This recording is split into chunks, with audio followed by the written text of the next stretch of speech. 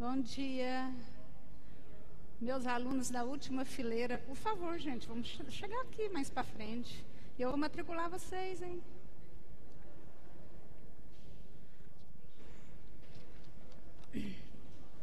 Tudo bom? Meninos, nós tivemos um problema com a impressora da igreja e tentamos de tudo quanto é forma e não consegui rodar a chamada. Então eu peguei uma antiga aqui, você por favor põe seu nome na chamada antiga, tá? Desculpem aí o contratempo. Roberto. Quem ainda não pegou aquele papel, o resumo desse quadro aqui, a Heloísa e encomendou, tá com a Heloísa aqui, tá joia? Heloísa.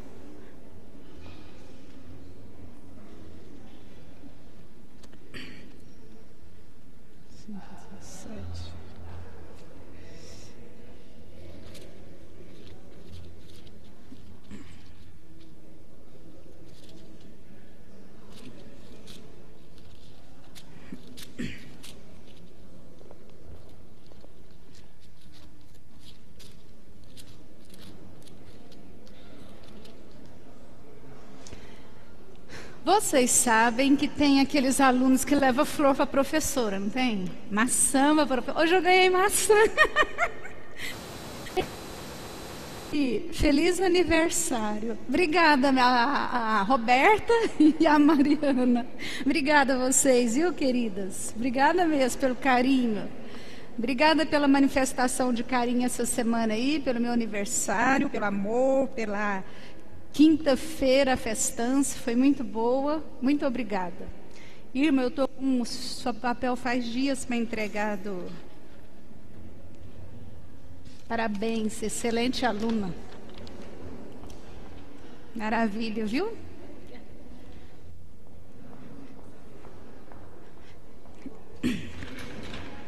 Vamos lá começar a nossa aula. Quem precisar ir votar, pode votar, não tem problema. A gente já vai trabalhando juntos aqui, sem problemas. Sejam todos muito bem-vindos. Que Deus abençoe, que Deus fale ao nosso coração, que o Espírito Santo de Deus nos ensine nessa manhã. E na última aula, a gente estava falando sobre Naamã, nós paramos falando sobre Naamã. Já dando um toque, hoje eu vou, eu imagino que não vai dar tempo de terminar, eu vou tentar ir o máximo possível, mas eu imagino que não vai dar para terminar Reis completamente. Mas eu dou a dica, vai lendo primeiro Crônicas, porque essa é uma leitura mais cansativa, viu, gente? Primeiro Crônicas, se você começar lendo um capítulo por dia, vai ficar mais fácil para você. É uma leitura mais cansativa, vai ter que ter um ânimo novo aí, né? Porque é mais cansativo, mas é possível.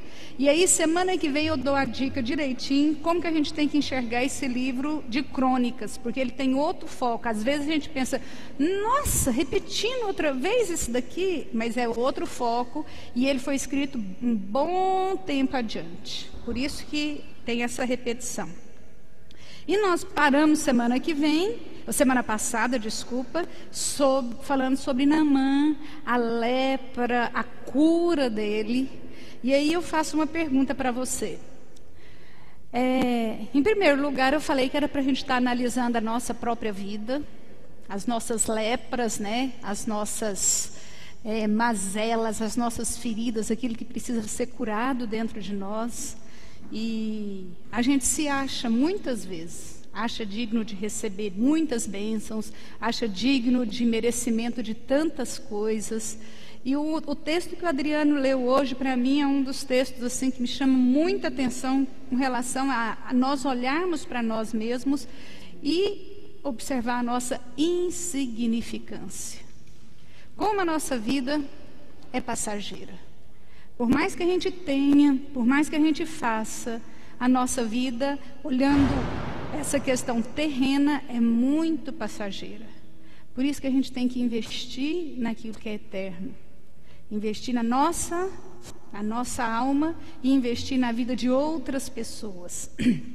Essa questão só dando um toque, essa questão do livrinho aí de Natal, às vezes você pensa, é uma coisinha tão simples, mas de repente tem gente precisando de uma palavra daquela, e é uma maneira da gente aproximar e dividir Jesus, que é eterno, dividir a salvação com quem precisa, com quem está carente, certo? E aí, depois de analisar a sua vida, minha vida, como Naamã foi curado, tudo, seguindo lá no capítulo 5, eu faço uma pergunta: quem aqui nunca sentiu assim, um cansaço e falar assim, eu estou cansado de ser... Quem nunca sentiu isso na vida? Você fala, sabe que eu estou cansado de não ter grana? Estou cansado de ser pobre, estou cansado de não ter condições de fazer isso ou aquilo. Todo mundo, um dia ou outro, sente essa vontade de ter mais. Eu acho que a gente nunca vê rico falando assim, eu estou cansado de ser rico. Mas pobre cansa de ser pobre.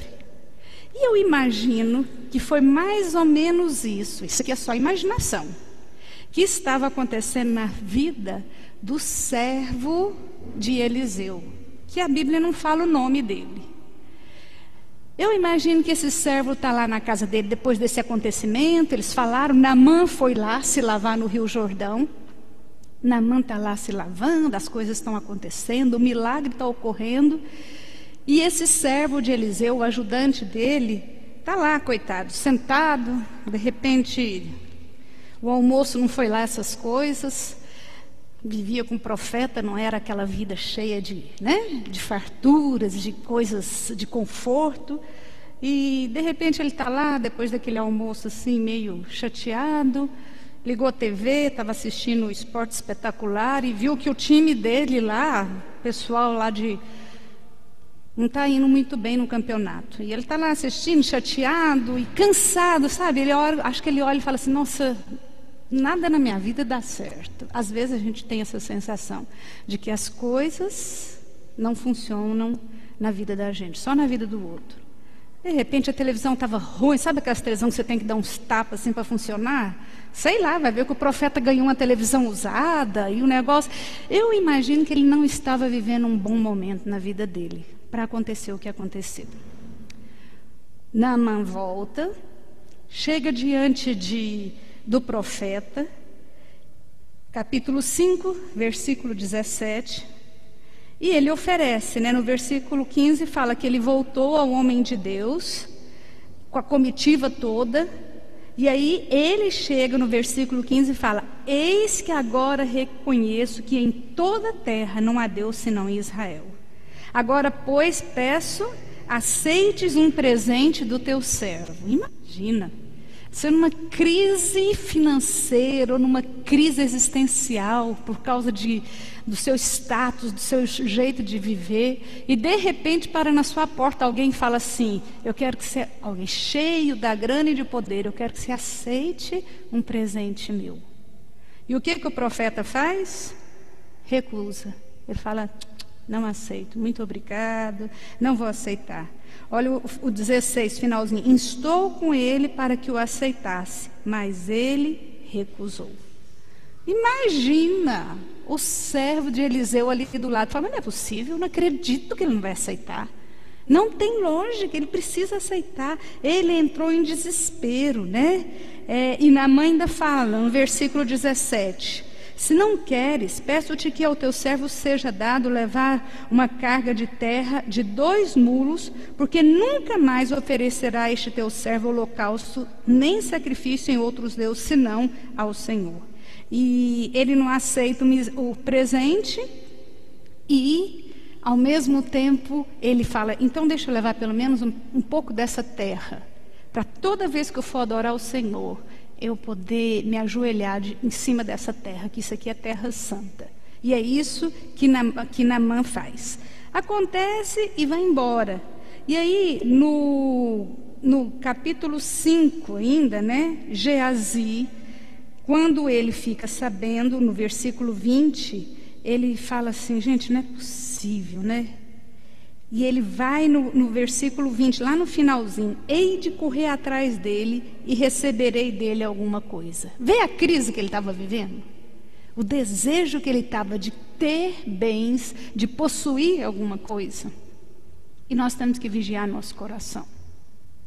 Nós precisamos vigiar nosso coração, porque nós todos corremos esse risco de achar que Deus está fazendo pouco, de achar que a gente merece mais, de achar que a gente tem que correr atrás com as nossas pernas e fazer o que o servo dele fez, né? Foi o Geazi, e alcançou o Naamã. Quando ele chega lá, ele no versículo 22 inventa uma mentira.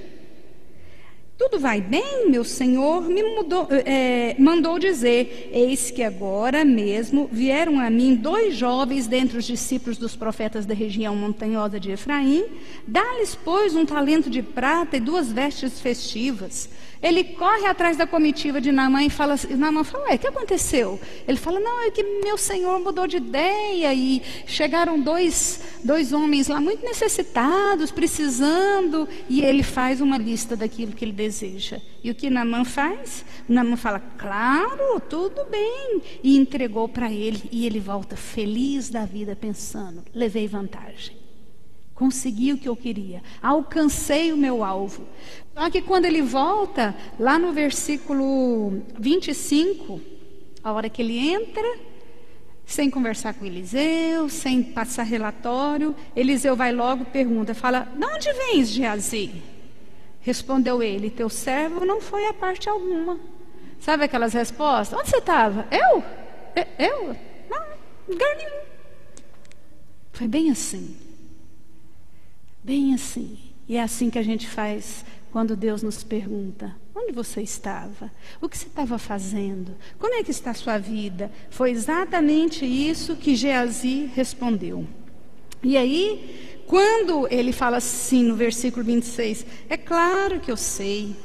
Eu fui com você em espírito. Ou seja, a vida, a santidade, o caminhar de Eliseu com Deus era tão profundo e tão próximo, que ainda que o servo mentisse e tentasse fazer as coisas escondidas, o Espírito de Deus revelava a ele. Eu sempre falo, os meninos cresceram ouvindo isso: mãe sabe tudo, hein? Vocês ficam espertos. Mãe escuta, mãe enxerga quando as portas estão fechadas, tal, né? O Jonas então ficava louco com isso. Como que você descobriu, mãe? Mas também, às vezes esse comportamento aqui, você sabe, criança quando faz alguma coisa errada não sabe disfarçar, né? Então para ele estava super disfarçado. Eu falava: fez alguma coisa errada. Ele já falava: como que você descobriu, né? Então Deus revelou a Eliseu. E aí no versículo 27, portanto a lepra de Naamã se pegará a ti e a tua descendência para sempre. Que castigo! Pela mentira e pelo desejo de ter mais, pelo desejo das coisas passageiras e terrenas. Muito pesado isso daqui. Muito pesado esse texto. Mas foi o que aconteceu, né? Aí mais adiante, no capítulo 6, outro milagre de Eliseu, ele faz flutuar um machado. No versículo 5, vocês já viram tanto que... Eu não sei se vocês já pegaram coisa emprestada de alguém e aconteceu algum acidente. Eu já tive o azar de acontecer isso. Eu ia num casamento em Goiás, tal. Na época eu morava em Franca e eu não queria ficar gastando. Falei: gente, não vou ficar usando. E eu tinha uma amiga que tinha, sim, dúzias de sapato, muita amiga mesmo, muito querida. E ela falou assim: eu te empresto o sapato, não precisa de você comprar. Eu falei: ai, que maravilha, vou fazer uma economia e tanto. Fui lá, peguei o sapato. Ela falou: não, você vai levar a bolsa também, você vai levar uma pulseira que combina. A mulher me equipou. Eu falei: que maravilha. E nós fomos, participei do casamento, né? Me senti gloriosa com o sapato dela, tal. E deixamos, no outro dia a gente ia sair bem de madrugada de viagem. E nós já deixamos tudo pronto dentro do carro. Quando nós acordamos de manhã, alguém tinha arrebentado o carro e, sem mentira, só roubaram as coisas da mulher. Dá para acreditar num negócio desse? Só foram lá pegar o saquinho que eu tinha deixado separado com o sapato, com o colar, com a pulseira, com a bolsa, e levaram. Eu falei, eu não acredito numa coisa dessa. O carro estourado, a porta toda estourada, só levaram. É um desespero sem fim. E aí eu falei, o que eu vou fazer? Vou ter que procurar um sapato igual a esse para comprar. Mas revirei a cidade, aí fui para Ribeirão, revirei todas as lojas que você pensar. Entrei em contato com a fábrica, isso sem contar para ela, lógico, né? Tentando nada, já tinha saído, não encontrei. É um desespero sem fim. Aí eu fui lá, né, com a cara grande, falar para ela o que ia acontecer. Chorei, chorei, chorei. Ela, o que é isso? Não preciso, mas é horrível. Então, na hora que eu leio esse texto aqui e vejo o cara falar assim, ai, meu Senhor, versículo 5, porque era emprestado, eu entendo a dor desse cara direitinho. Eu sei o que ele está sofrendo. E se algum dia você pegar alguma coisa emprestada, você vai ter um cuidado. A gente não tem um cuidado diferenciado quando a gente toma alguma coisa emprestada.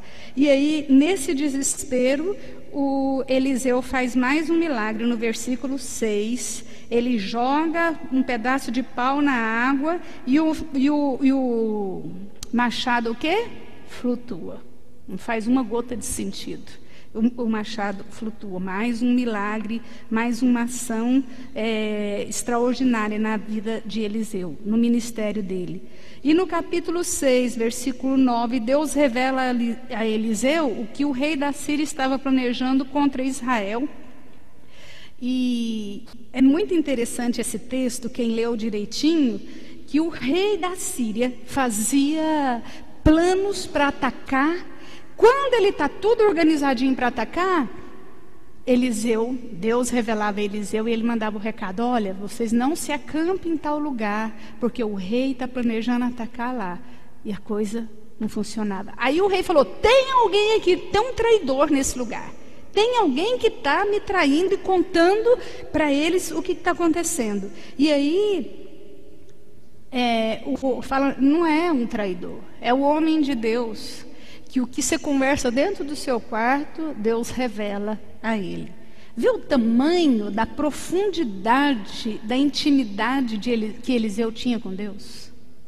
Deus revelando as coisas mais íntimas, mais extraordinárias ao coração dele. Queridos, esse é um desafio para nós. Não é para a gente olhar e falar, nossa, que bacana, que joia. Esse é um desafio para a gente. De ter intimidade com Deus, para Ele revelando as coisas para nós, revelando o caminho que eu devo seguir, revelando as decisões que eu tenho que tomar, revelando o meu futuro à medida que eu busco e espero nele. Ele faz isso. Então, o exemplo da vida de intimidade com Eliseu mostra que quando nós temos intimidade com Deus, o salmista fala, a intimidade do Senhor é para os que o buscam. Nós temos que buscar. É por isso que eu falo que essa disciplina de leitura da Bíblia e oração é uma coisa que a gente tem que buscar, senão a gente não vai crescer nunca. Esse negócio de vir só domingo na igreja, ficar sentado, ouvir o sermão, ouvir uma aula e falar que legal, isso não faz ninguém ter intimidade com Deus. Intimidade é quando está você e Deus. Intimidade é quando você pode falar tudo. Intimidade é quando a gente realmente se mostra assim, inteiro diante de Deus. E isso a gente consegue no nosso dia a dia. Nos nossos momentos com o Senhor, só você e Deus. Aí no capítulo 6 ainda, versículo 16, o que acontece? Quando o rei fica sabendo disso, então esse Eliseu que está falando tudo que está acontecendo, pois eu vou acabar com esse homem agora. E aí está ele e o servo dele lá.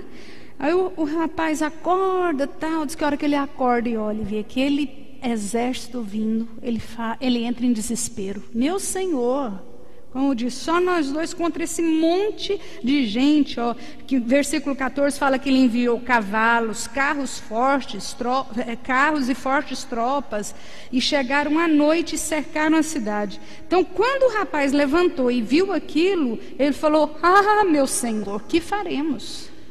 Quantas vezes na nossa vida a gente fica assim, né? E agora, o que nós vamos fazer? O que eu faço? O que nós vamos fazer? Quantas vezes isso acontece na nossa vida?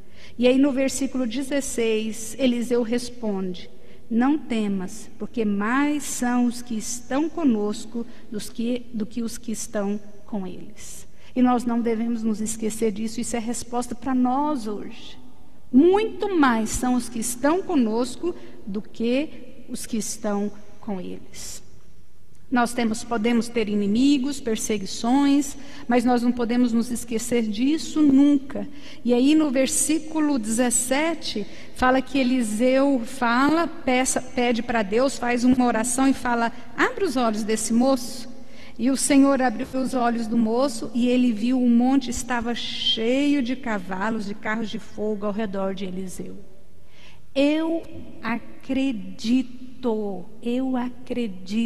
que ainda hoje Deus em nosso favor, para nos proteger, para nos livrar em situações que a gente nem imagina, Ele faz com que outras pessoas enxerguem o ambiente, o lugar, a situação diferente. Eu acredito nisso. Eu acredito que Deus ainda trabalha da mesma forma. Ele é Deus que faz a gente enxergar. E tanto nós podemos enxergar de forma diferente, como os nossos inimigos, enxergar talvez a gente protegido quando você está andando sozinho pela rua, né? De repente você está aí de madrugada, trabalha, fala: nossa, mas que vida difícil ter que andar sozinho aqui nesse lugar perigoso. Eu acredito plenamente que Deus é Deus que faz, por exemplo, um ladrão, uma pessoa que está pronto para fazer o mal, enxergar e ver alguém assim, sabe? Tipo um guarda-roupa andando do seu lado, falando: não, ali não dá para atacar. Eu acredito, porque a Bíblia fala que aos teus anjos dará ordem a nosso respeito. Ainda hoje isso acontece. Eu creio, eu vivo nessa perspectiva. Senhor, o Senhor pode mudar a visão desse povo, o Senhor pode fazer com que as pessoas enxerguem do jeito que o Senhor deseja. E foi isso que Ele fez com aquele moço naquela hora, naquele lugar. E aí no capítulo 6, ainda versículo 18, ele ora e fere os inimigos com uma cegueira. Os caras ficaram cegos e quando eles abriram os olhos, eles estavam dentro da cidade que eles queriam destruir, imagina. E aí o rei fala assim: e agora? Eu mato todo mundo? Eu acabo com a vida deles? E Eliseu fala assim: não, você não vai fazer isso com aqueles que o Senhor te deu. E no versículo 23, ofereceu-lhes o rei grande banquete, e comeram e beberam, despediu-os e foram para seu senhor. E da parte da Síria não houve mais investida na terra de Israel. O que eu aprendo com esse texto aí? Quando nós, e a Bíblia repete isso em vários momentos, quando nós tratamos bem e fazemos bem para os nossos inimigos, nós vencemos. Em Provérbios fala que é como se a gente colocasse brasas na cabeça deles, quando você faz o bem para um inimigo. Quem suporta brasa na cabeça? Então, você quer enlouquecer seus inimigos? Faça o bem. Mas é um desafio tanto, você fala: nossa, fazer o bem para quem eu estou doidinho que se dê mal, tomara que se dê mal. Não vamos nos esquecer da menininha serva de Naamã. Ela tinha tudo para desejar o mal para aquele homem. E no entanto, ela ofereceu para ele o que ela tinha de mais precioso, que era Jesus, a salvação, a transformação da vida e da história daquele homem. Aí o que acontece? No capítulo 6 ainda, versículo 25, veio uma fome gigantesca. E o pessoal, com tanta fome, começou a comer animais imundos, pagando assim, preço absurdo. Versículo 25, esse valor aí que é citado, é como se fosse 1 quilo de prata. Para você ter uma ideia, para a gente fazer uma comparação, para ver o tanto que a coisa é absurda, é como se você estivesse comprando uma fome arrasadora, tomasse conta do nosso país, e a gente estivesse comprando carne de rato a preço de bacalhau. E todo mundo louco: nossa, carne de rato, carne de rato. Esse era o grau do desespero e o que eles estavam fazendo, porque eles estavam comendo animais imundos, é o que a palavra de Deus fala. Aí, dos versículos 28 a 29, acontece o que foi profetizado lá em Levítico 26, 29. Vamos lá em Levítico, rapidão. Em Levítico 26, capítulo 29, 26, 29, diz assim: comereis a carne de vossos filhos e de vossas filhas. Quando lá, no versículo 14, começa a falar o castigo da desobediência. Quando Deus está falando assim, olha, o capítulo 26 inteiro é a admoestação de Deus contra a idolatria.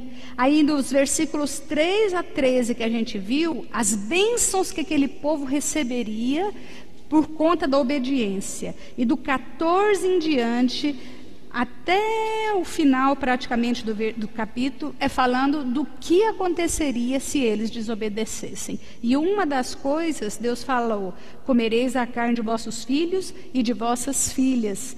Em Deuteronômio 28, isso é repetido. O capítulo lindo de Deuteronômio 28, lembra que eu falei para vocês que esse capítulo é especial demais? E no versículo 53 fala a mesma coisa: comerás o fruto do teu ventre, a carne de teus filhos e de tuas filhas, que te der o Senhor teu Deus, na angústia e no aperto com que os teus inimigos te apertarão. Então são palavras muito duras. Em Lamentações fala isso, Ezequiel fala isso. Então nós temos assim vários textos. E o que acontece nesse capítulo 6 aí, dos versículos 28 até o 29, é exatamente isso.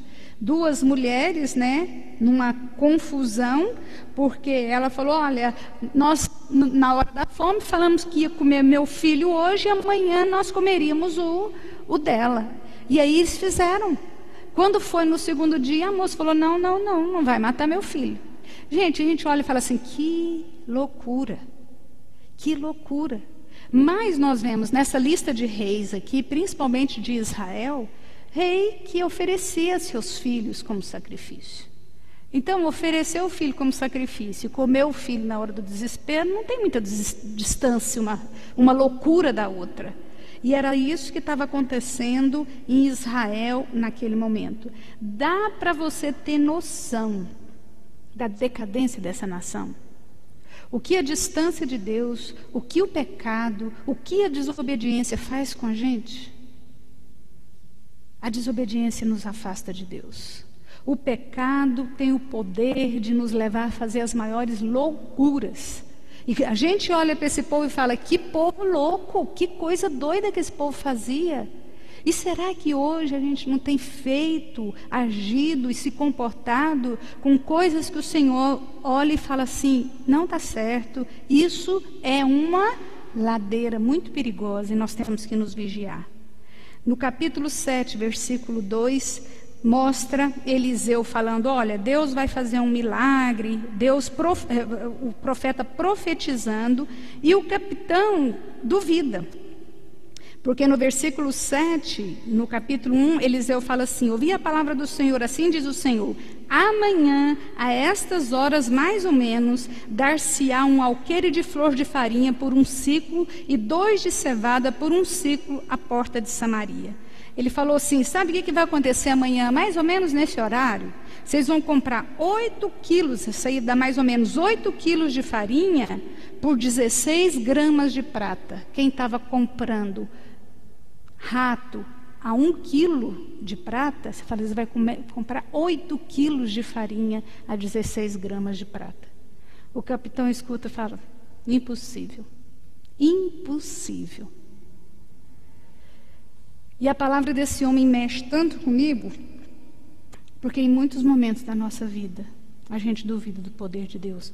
Ele duvidou. A incredulidade dele, sabe o que fez? O profeta falou, ainda que o Senhor...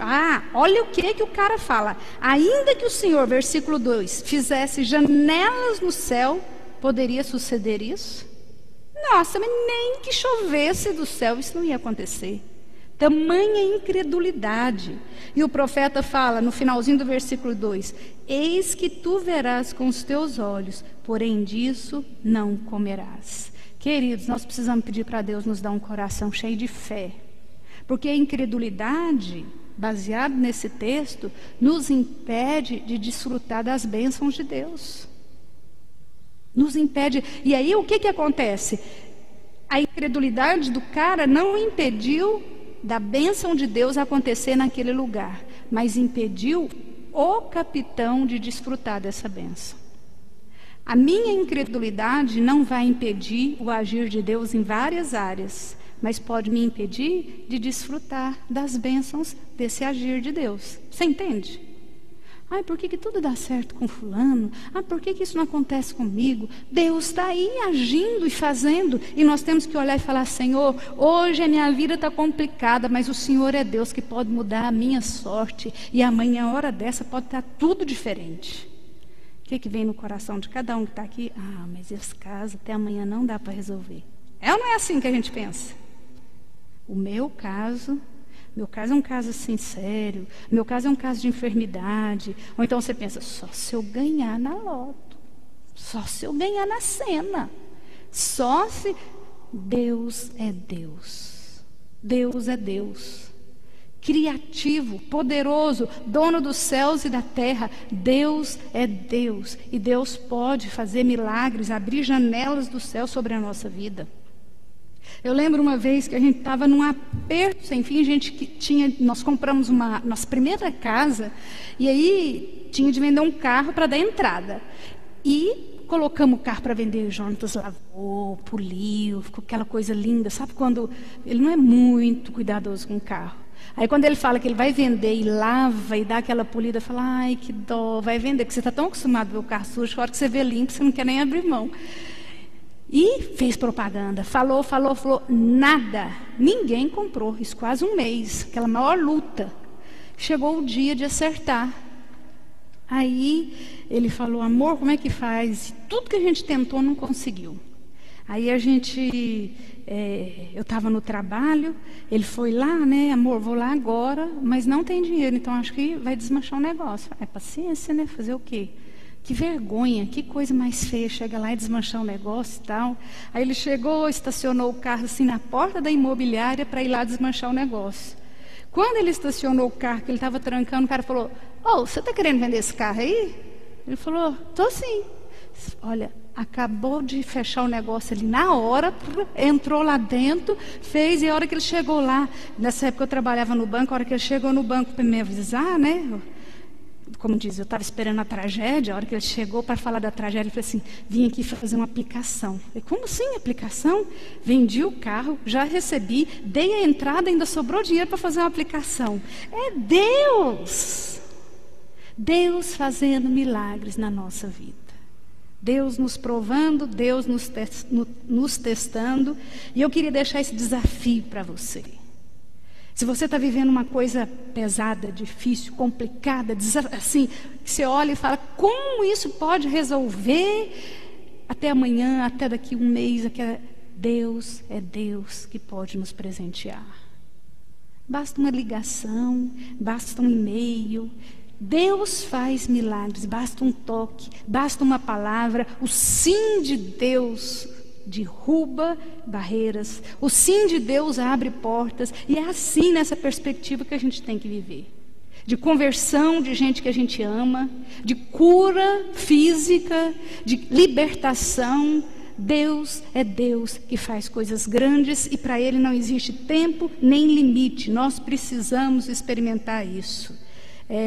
Capítulos 9 até o 14, falando aí da dinastia de Judá, o 9:35 é o cumprimento da profecia de primeiro Reis, 9:35. Olha o que fala lá: a morte de Jezabel. Foram para sepultar, porém não acharam dela senão a caveira, os pés e as palmas das mãos. O que acontece aqui? Tinha uma profecia lá em 1 Reis 21, 23, quando foi a história lá de Nabote. Não foi assim? Vamos lá, 21, 23.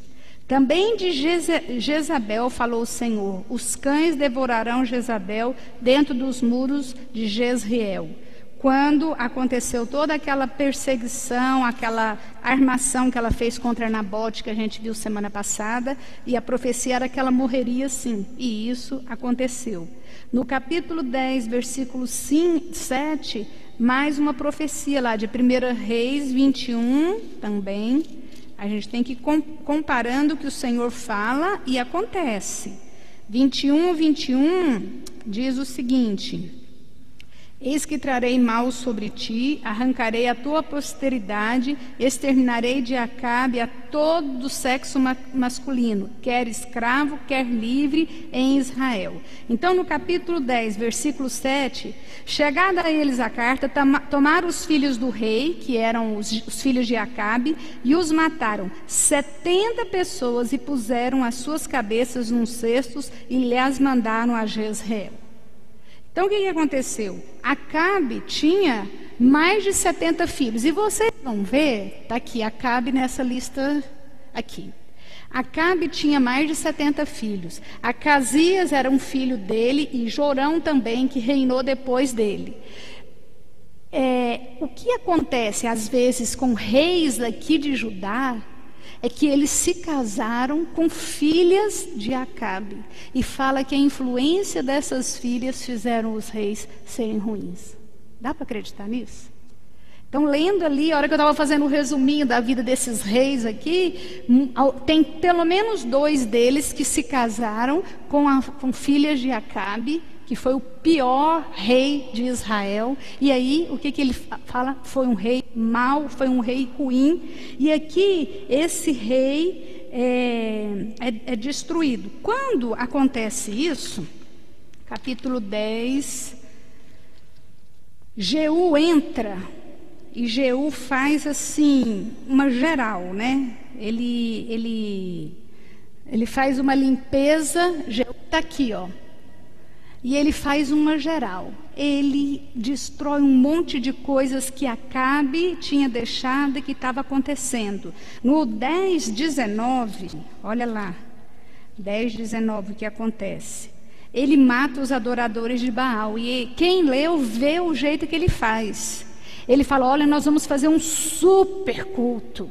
Um super culto, não é para faltar um sacerdote de Baal. Eu quero todo mundo, todos os poderosos de Baal aqui. E aí os caras vêm e falam: entra todo mundo no templo. E foi entrando. Diz que quando estava lotadinho aquele lugar que não cabia mais, ele contrata os soldados e fala: olha, se escapar um dos que estão aí dentro, vocês que vão morrer. Então os caras entraram e exterminaram os adoradores de Baal ali daquele lugar, os profetas de Baal. E eles foi alguém que fez diferença no reino. No capítulo 11, versículo 2, Atalia usurpa o trono. O que acontece aqui? Ela vem, só que daqui nós estamos do lado de, deixa eu ver, Atalia. Junto com Jeú, estava aqui esse reinado de Jorão. E aí, Atalia, agora no reino de Judá, era a avó desse menino, e ela usurpa o trono. No versículo 2 diz o seguinte: mas Jeozeba, filha do rei Jorão e irmã de Acasias, tomou a Joás, filho de Acasias, e o furtou dentre os filhos do rei, os quais matavam, e pôs ele em sua ama numa câmara interior, e assim o escondeu de Atalia, e não foi morto. Ela pega todos os filhos do filho dela, olha bem, a vovó, e ela extermina todo mundo. E aí o que eles fazem? Essa mulher aí, esse homem, descobre o menino Joás, esconde junto com a ama e fala: vamos cuidar desse menino, pelo menos um vai escapar dessa geração. E é assim que Joás escapa das garras da avó. Foi assim que ele escapou. Aí no capítulo 11, versículo 21, ele começa a reinar. O rei mais novo, era Joás, da idade de 7 anos, quando o fizeram rei. 7 anos ele começou a reinar. Só que, claro, quem lê aqui vê que quem estava junto com ele, reinando, tudo, foi esse homem que o separou, ó, Jeoseba, filho do rei Jorão. Então, ele que escondeu, ele que ajudava o menino, a criança, reinar junto com ele. Aí no capítulo 12, versículo 9, e aí começa um reino extraordinário de Joás. Joás foi um homem, quer dizer, agora a gente está falando e não de Israel. Até agorinha, quando a gente estava falando do profeta Eliseu, a gente estava daqui, falando do reino do norte. Agora a gente está falando do reino do sul. Estamos falando aqui de Joás, que foi um cara 10. Foi um rei que chegou e falou: olha, eu vou aprontar uma revolução aqui nesse lugar, nesse reinado. E no versículo 20, no versículo 9, ele começa, eles vão fazer um reparo no templo, tudo. E aqui é a primeira vez que passa essa impressão de gasofilácio, ó. Porém o sacerdote Joiada tomou uma caixa e lhe fez na tampa um buraco e a pôs ao pé do altar, à mão direita dos que entravam na casa do Senhor. Os sacerdotes que guardavam a entrada da porta depositavam ali todo o dinheiro que se trazia à casa do Senhor.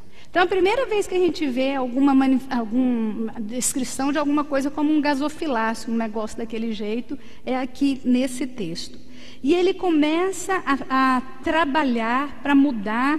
Versículo 15 desse capítulo 12. Olha o que fala. Também não pediam contas aos homens em cujas mãos entregavam aquele dinheiro para dar aos que faziam a obra, porque procediam com fidelidade.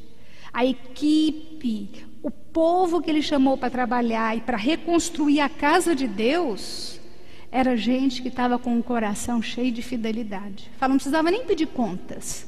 Eles não tinham de dar relatórios do tanto que a fidelidade de Deus estava ali presente na vida deles. Exemplo de fidelidade. E no capítulo 13 ainda, 20, aparece a morte do Eliseu aqui, ó. Agora nós voltamos para cá, ó. Desse lado de cá. Capítulo 13, versículo 20, fala: morreu Eliseu e o sepultaram. Ora, bandos dos moabitas costumavam invadir a terra à entrada do ano. Deixa eu só explicar uma coisa aqui. Se você for contando, você vai ver que Eliseu até agora, registrado aqui, se a gente quiser, Jonatas não gosta muito disso, eu amo, então não conta para ele. Aí, se você for ver, Eliseu já fez 13 grandes milagres. 13 grandes milagres. E o que ele pede para Elias? Eu quero o dobro da parte que te tocou. E aí, o que eu acho interessante, que ele morre, a gente fala, ué, mas só 13. Ele morre, é enterrado. Aí, versículo 21. Sucedeu que, enquanto alguns enterravam um homem, eis que viram um bando, então lançaram o homem na sepultura de Eliseu, e logo que o cadáver tocou os ossos de Eliseu, o que aconteceu? Reviveu o homem e se levantou sobre os pés. Imagina. Então diz que eles estavam ali enterrando uma pessoa, nada a ver. E aí diz que vinha um bando, eles falaram, nossa, vamos fugir. E jogaram de qualquer jeito na mesma cova que estava Eliseu. E diz que a hora que os ossos, que o corpo daquele homem tocou nos ossos de Eliseu, ele reviveu. E eu fiz aqui uma listinha, ó, dos casos de ressurreição da Bíblia. Nós vimos, o primeiro foi Elias, nós vimos esses dias aí, com a filha da viúva lá, sai daquele deserto e vai para a casa da viúva, 1 Reis 17. Aí Eliseu também, com o filho da Sunamita, em 2 Reis 4. Jesus e a filha de Jairo, em Marcos 5. Jesus e o filho da viúva de Naim, em Lucas 7. Lázaro, que Jesus ressuscita, que eu acho que é a mais assim famosa que todo mundo vê, lembra, né? Dorcas, através do ministério de Pedro. Pedro chega na casa e as mulheres estão desesperadas, chorando. Ele ora e Dorcas, em Atos 9, ressuscita. E Eutico por Paulo. Paulo está pregando e esse cara está sentado, diz que na janela assim. sentadão lá e tal. E Paulo, o sermão foi. Diz que era tarde da noite. E o cara disse que não estava aguentando de sono, coitado. Que dó. Caiu lá de cima. Caiu da janela. E aí o que eu acho mais legal desse texto, que imagina, todo mundo sai correndo, desce, chega lá, Paulo ora, o cara ressuscita, e aí sabe o que eles fazem? Volta todo mundo para a igreja e fala, vamos continuar o sermão, foi até de manhã. Duvido que ele dormiu de novo. Então esses são os casos, sem falar esse caso de Eliseu aí, que joga, e em Mateus 27, 52, que é quando Jesus está lá. Vamos olhar esse texto aí, Mateus 27, 52, 27, 52, que diz assim: Eis que o véu do santuário se rasgou em duas partes, de alto a baixo. Tremeu a terra, fenderam as rochas. Eu li o 51. Abriram-se os sepulcros e muitos corpos de santos que dormiam ressuscitaram. Então, não foram poucos, muitos ressuscitaram na hora que Jesus, na hora da morte de Jesus, na hora que o véu se rasga de cima e embaixo, acontece o terremoto, as pedras, as rochas se fenderam e muitos, e o versículo 53 fala, e saindo dos sepulcros, depois da ressurreição de Jesus, entraram na cidade santa e apareceram a muitos. Você imagina, sei lá, na sua casa e de repente bate na porta alguém que já morreu há um bom tempo. Então isso aconteceu, por isso, gente, que João fala, olha, se a gente for registrar na palavra, na Bíblia, tudo que Jesus fez, cada milagre, cada ação, tudo que aconteceu, ele usa uma expressão que ele fala, nem todos os livros do mundo caberiam. Então tem muita coisa que aconteceu e que a gente não tem nem noção, não tem ideia. Capítulos 15 até o 17 é a queda de Israel. Então, qual é o reino que cai primeiro? Esse daqui. Esse reino era pior, muito pior do que o reino de Judá. A gente vai lendo, a gente vê. Esse é o reino que cai primeiro. No capítulo 15, versículo 12, a gente vê o seguinte. Esta foi a palavra que o Senhor falou a Jeú. Teus filhos até a 4ª geração se assentarão no trono de Israel, e assim sucedeu. O que aconteceu aqui? Jeú não foi aquele que fez o limpa, que matou os adoradores de Baal e tomou conta da Jezabel, não foi ele que fez isso? Quando ele faz isso, Deus fala, olha, até a 4ª geração dos seus filhos, seus filhos vão sentar no trono até a 4ª geração. Vou ser misericordioso com você por conta do que você fez. E aqui é o que fala. Aí a partir dali, a partir daqui, ó, isso aqui é a descendência dele, ó, 1, 2, 3, 4. A partir daqui já não é descendência dele mais, a partir de Salom. Profecia do Senhor para a vida dele. Capítulo 17 é um capítulo espetacular, estratégico para quem lê e para entender os propósitos de Deus aqui. Primeiro, no versículo 3, a gente vê que eles começam com uma prisão econômica. Contra ele, contra o rei de Israel, subiu Salmaneser, rei da Assíria. Ó, gente, é uma bagunça de Assíria e Síria. São dois reinos diferentes, igual a gente vê aqui, ó. Aqui é Assírio, o reino assírio, aqui é o sírio. Então, nesse período aqui desses reis, tinha a Assíria que era forte e Síria também que era forte. Eu não sou boa de história, ficar falando dessas coisas, principalmente perto do Estevão, me dá até uns arrepios, que ele sabe muita história. Então, da próxima vez ele dá aula.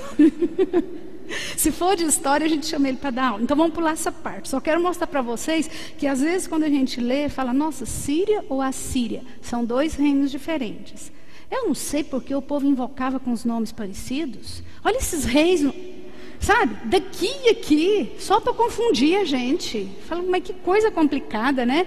Então, Joacás, Jeoacás, muda uma letra só para complicar a vida da gente. Aí nesse capítulo 17 fala, contra ele subiu, e aí Oséias, que era o rei aqui no momento, nós já estamos aqui. Ele começou a pagar o quê? Servo dele e pagava tributo. Então começou uma prisão econômica ali. Então, no capítulo 17, só no capítulo 17, versículo 6, no ano 9 de Oséias, o rei da Síria tomou a Samaria e transportou a Israel para a Síria e os fez habitar em Ala, junto. Então, nesse momento aí, o que acontece? Eles levam o povo do reino do norte, leva todo mundo, toma conta de Samaria e fala: vocês agora são meus prisioneiros. O povo é levado prisioneiro. Por que o povo é levado prisioneiro? A partir do versículo 7 em diante, a gente vai ver Deus falando por quê. A razão do 7 até o 19 é Deus explicando por que eles foram.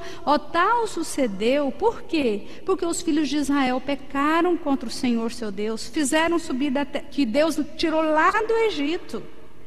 E eles se esqueceram e se dobraram diante de outros deuses. Versículo 9 fala que eles fizeram o que era mal contra os olhos do Senhor. No versículo 11, queimaram ali incenso, cometeram ações perversas. Versículo 13, o Senhor advertiu Israel, usando profetas, fala: olha, eu tive muita paciência, Deus mostrando para eles. Versículo 14, porém não deram ouvidos, antes se tornaram obstinados, de dura cerviz, como seus pais. Versículo 15, rejeitaram os estatutos do Senhor. Finalzinho do versículo 15, seguiram a ídolos. 16, desprezaram os mandamentos do Senhor. E fala que adorava bezerro, exército dos céus, serviram a Baal. Versículo 17, queimaram a seus filhos e suas filhas como sacrifício, deram-se à prática da adivinhação, agoreiros. E aí no versículo 18, pelo que o Senhor muito se indignou contra Israel e o afastou da sua presença. Então Deus falou: eu usei profeta, usei a palavra, tive paciência e nada adiantou. Queridos, Deus é Deus de misericórdia e de paciência, mas Ele é Deus de justiça e de juízo. Ele nos admoesta, Ele dá as ordens, dá o nosso tempo, só que as coisas também acontecem da mesma maneira que Ele promete, né? E aí, olha que legal esse versículo 24 desse capítulo 17. O que acontece? O rei da Assíria renova a população de Samaria. O que ele faz? Ele trouxe gente da Babilônia, de Cute, de Ava, de Amate, e começa a fazer uma lista aí para habitar na cidade de Samaria, em lugar de quem? Dos filhos de Israel. Pensa bem o que Jesus faz lá na frente, quando ele está contando a história do bom samaritano. O rei da Assíria agora vem e tira o povo de Deus e lota aquela cidade, aquela região, só de gente boa. Sabe aquela fama que fica? Nossa, de tal lugar não tem ninguém que presta. Então, ele trouxe todo aquele povão, gente idólatra, gente que não tinha nada a ver, e põe naquela cidade. Eu imagino que durante esse reinado aqui, 724 aqui. Onde que está? 732, 724. Por aqui assim. O pessoal olhava e falava: nossa, vocês estão vendo o que está acontecendo lá em Samaria? Nossa, diz que só foi uma tranqueira morar lá. Um povo, e eles começaram a se sentir melhor do que aquela turma de Samaria. E a fama foi passando de geração em geração. Aí chega Jesus, quantos anos depois, olha a fama, quanto tempo depois, e vai contar a história do bom samaritano, do cara que está lá caído. Passa o sacerdote, passa o levita, e ninguém faz nada. Aí de repente passa alguém, um samaritano. daquele lugar que ninguém presta, daquele lugar perdido, e Ele que faz o bem. Você vê como Jesus vem para confrontar e falar: ninguém presta, nós precisamos todos da graça e da misericórdia de Deus. Por isso o povo ficava com raiva de Jesus. Por isso eles chamavam ele de provocador, que lhe irritava, porque o povo realmente ficava indignado com a atitude dele. E aí, no capítulo 17, do versículo 29 a 32, mostra que esse povo foi com novos cultos e novos deuses para aquele lugar. Então fica muito claro que o culto misto dos samaritanos, que a idolatria, que tudo que eles faziam ali naquele lugar, marcou a história daquela cidade e daquela região. Aí dos capítulos 18 a 20 é o reinado de Ezequias. Aí a gente vem para cá de novo, ó, para o lado de cá. Ezequias era muito fofo. Ezequias fez um tanto de coisa legal.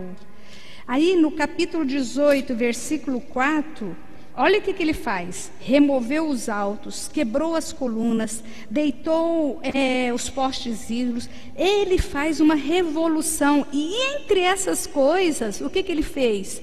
Fez em pedaços, olha bem, a serpente de bronze que Moisés fizera, porque até aquele dia os filhos de Israel lhe queimavam incenso.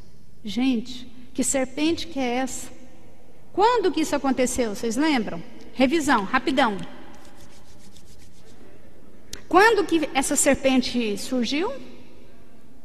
Lá quando eles estavam no pé do Monte Sinai, antes de entrar na terra prometida, que Moisés tinha subido para pegar as tábuas da lei, ficou lá 40 dias, e o povo virou aquela confusão, construiu o bezerro, e aí Moisés chegou, destruiu tudo, e daí mandou pragas, não era?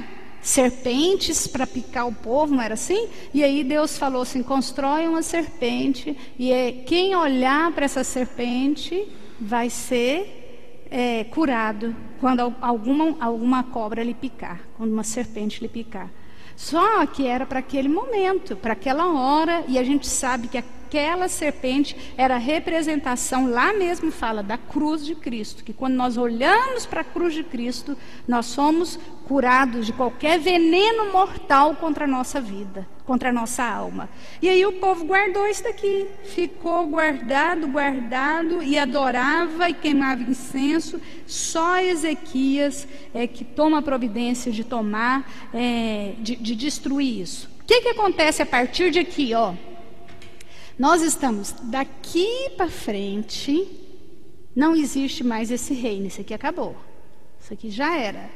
Então a hora que a gente começa a ler sobre Ezequias, aí para aquele negócio de ficar troca, né, que confunde a cabeça da gente. Agora quem lê olhando esse papelzinho aqui, fica bem mais fácil. A hora que você lê um nome de um rei, você vem e olha, Israel ou de Judá, e aí vai ficando bem mais fácil para você entender o que está acontecendo. É porque são duas histórias que estão sendo contadas paralelamente. Enquanto isso está acontecendo aqui, isso está acontecendo lá, por isso que fica mais complicado. Mas de agora em diante, o final da nossa aula aqui do livro de 2 Reis, agora é só o reino de Judá, porque o outro já foi levado, já foi destruído, já não existe mais. No capítulo, estou terminando, viu? No capítulo 18, versículo 5, fala que ele confiou no Senhor Deus de Israel, de maneira que depois dele não houve seu semelhante entre todos os reis de Judá, nem entre os que foram antes dele. Então, a gente vê que Ezequias foi um rei excepcional. Ele fez um limpa na casa de Deus e ele guardou a palavra do Senhor. E o porquê dele ter sido, assim, esse homem tão especial, tão abençoado, né? Nos versículos 6 e 7 mostra porque ele se apegou ao Senhor e não deixou de segui-lo e de guardar os seus mandamentos. Você quer ser abençoado? Segredo: apegue-se ao Senhor. Versículo 7: assim foi o Senhor com ele, por onde quer que saía, lograva bom êxito, e ele conseguia vitórias, conseguia ser bem-sucedido, porque o Senhor era com ele, porque ele se apegou ao Senhor. Porém, a gente tem que olhar que apesar dele estar apegado ao Senhor, ele tinha que lidar também com perdas e frustrações. Se você olhar no capítulo 18, versículos 15 e 16, mostra, ele teve o Senaqueribe invadiu Judá. Então ele teve inimigos, teve investidas do inimigo, e no versículo 15 fala que Ezequias teve de dar a prata que se achou na casa do Senhor nos tesouros do rei. Foi quando Ezequias, olha o que ele teve de fazer, arrancou das portas do templo do Senhor e das ombreiras. Gente, eles iam onde tinha ouro e prata, tudo aquilo que Salomão construiu, agora, sabe, eles iam tirando para arrancar até das ombreiras, onde devia ter um pedacinho de ouro. Sabe essas igrejas que a gente entra aqui no Brasil, e na Europa muito mais, tudo coberto de ouro? Foi isso que o povo ia fazendo, o desespero para pagar, para se livrar dos inimigos, e arrancando aquilo para pagar tributos, para dar como uma maneira de se livrar do inimigo. E no capítulo 19, versículo 5, a gente vê a presença do profeta Isaías, que era, foram, pois, os servos do rei Ezequias ter com Isaías. Então, você lembra que Isaías era profeta na mesma época que o rei Ezequias estava reinando em Judá. E, deixa eu ver onde eu paro aqui, versículo 14. 19, 14. Ezequias vai orar. Eu vou parar aqui hoje. Ele recebe uma carta do rei da Síria. Quando ele lê aquela carta, capítulo 14, tendo Ezequias recebido a carta das mãos dos mensageiros, leu-a, então subiu à casa do Senhor, estendeu-a perante o Senhor, e o que ele fez? E orou perante o Senhor. Eu acho tão legal esse comportamento de Ezequias. Ele expõe, a partir desse versículo, ele expõe a sua dor, seu medo, sua indignação à pessoa certa, a Deus. Ele ora, ele coloca diante do Senhor. E a oração dele aí dos versículos 16 até o versículo 19 mostra que é preciso a gente crer em Deus contra aquilo que a gente enxerga ao nosso redor, nas circunstâncias. Porque ele fala: Senhor, inclina o ouvido, ouve, versículo 16, abra os olhos e vê, olha a afronta que Senaqueribe está fazendo contra a gente, contra o Deus vivo. E aí o que eu acho interessante é que ele fala assim, é verdade, olha o versículo 17. Gente, isso é oração. É você conversar num diálogo com Deus. Ele fala: é verdade, Senhor, que os reis da Síria assolaram todas as nações, lançaram fogo, destruíram tal. Ele fala: é verdade que eles têm força e poder, mas o Senhor é Deus. Livra-nos das mãos desse povo. Livra-nos, Senhor. Livra para eles saibam, para que eles venham a saber que há um Deus em Israel, que há um Deus poderoso. E no versículo 22 ele mostra que afronta Deus. O profeta Isaías vai lá e responde, né? Fala: olha, Deus respondeu a sua oração, você vai ter a vitória. E essa afronta que aconteceu era contra o Deus de Israel, Deus Todo-Poderoso, e não contra a sua vida. E quantas vezes nós nos esquecemos disso? Que a afronta que muitas vezes nós recebemos não é contra a nossa pessoa, é contra Deus. E é Ele que vai se defender. Nós não precisamos ficar assim tão preocupados, né? Deus vai fazer o que Ele prometeu. No versículo 28, Ele faz isso, ó: por causa do teu furor contra mim, por causa da tua arrogância, subiu aos teus olhos os meus ouvidos. Eis que porei o meu anzol no teu nariz e o meu freio na tua boca, e te farei voltar pelo caminho por onde vieste. É Deus falando para aquele rei. É Deus falando: eu vou te corrigir, eu vou te, como diz, eu vou te colocar na linha, né? Esse negócio de anzol no nariz refere-se à maneira que o rei da Síria tratava os seus prisioneiros. Ele punha anzol no nariz deles e saía puxando. Falei, do mesmo jeito que você faz, você vai voltar para a sua terra desse jeito. Certo, queridos? Nós vamos parar aqui hoje.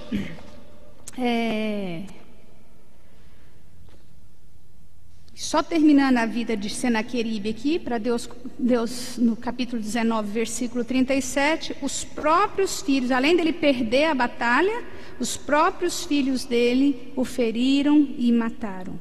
E no versículo 35, então naquela mesma noite saiu o anjo do Senhor, feriu no arraial dos assírios 185.000, quantos se levantaram restantes pela manhã, eis que todos eram cadáveres. 185.000 o anjo do Senhor matou naquela noite. Enquanto o rei Ezequias estava fazendo o quê? Ezequias orou e falou, vou dormir. E eu encerro dizendo, eu gosto muito de uma frase que fala, enquanto eu trabalho, enquanto eu oro, Deus trabalha.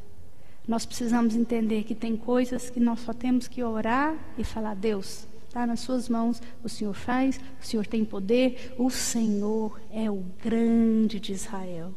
Ah, queridos, mas eu queria tanto que essa verdade entrasse no nosso coração, que você cresce de verdade no poder da oração, no poder do Deus que nós servimos, no Deus que pode destruir um exército, 180.000 homens, enquanto você dorme. Enquanto você dorme. Vamos ficar de pé e orar?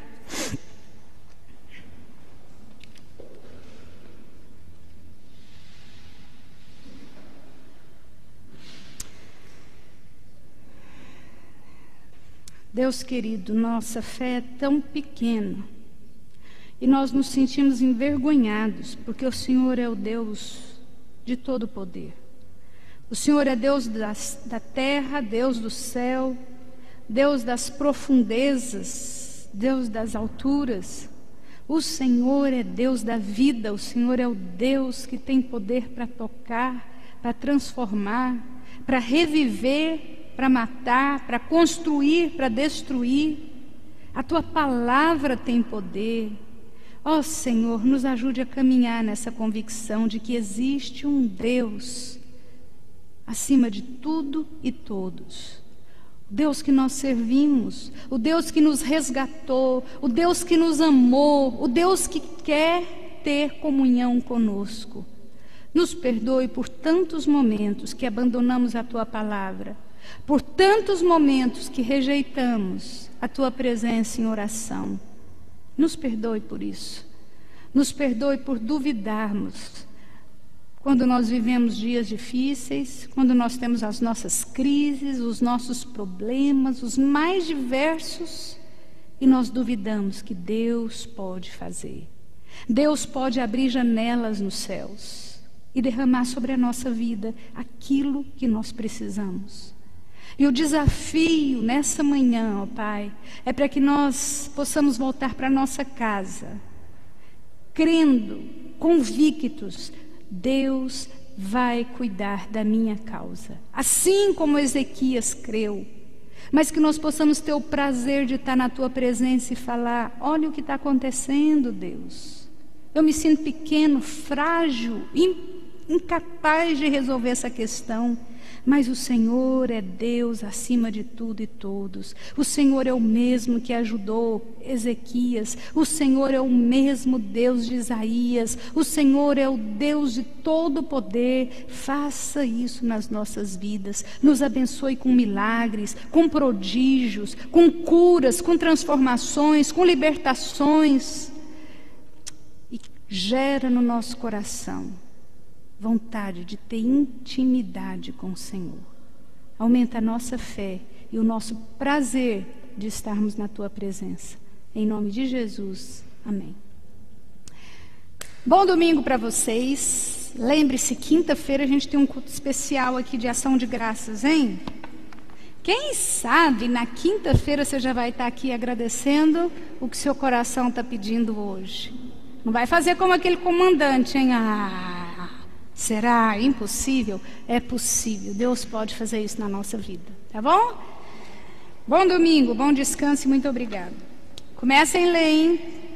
1 Crônicas lá, porque o negócio